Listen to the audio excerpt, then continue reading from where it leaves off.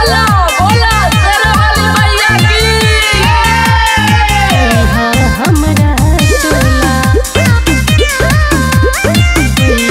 हमरा टोला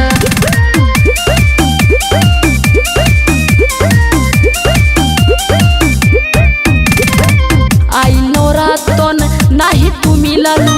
होई गइल 2 दिन घर से ना हिललू ए जान आई नौरातन नाही तू मिललू होई गइल 2 दिन घर से ना हिललू सुनाए जान आज के शाम मिलबू का तू बोला त सुना जब माई के आरती होला तू अइहा हमरा टोला जब माई के आरती होला तू अइहा हमरा टोला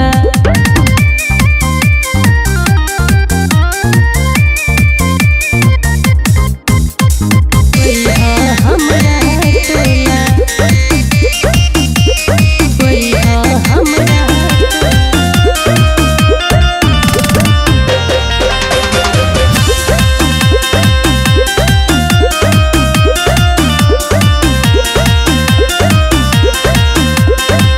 रही है तोहर मम्मी पापा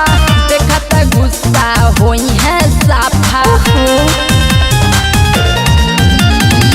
रही है तोहर मम्मी पापा देखत गुस्सा होई है साफा करिहा दर्शन न करिहा तू बात हो होई है प्रसन्न माई बहरावरत हो मेला में आवो कदम बढ़ावो देवो खियाई छोला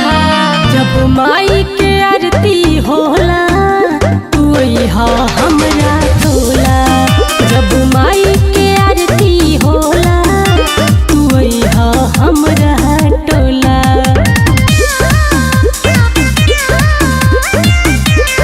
अइहा हमरा टोला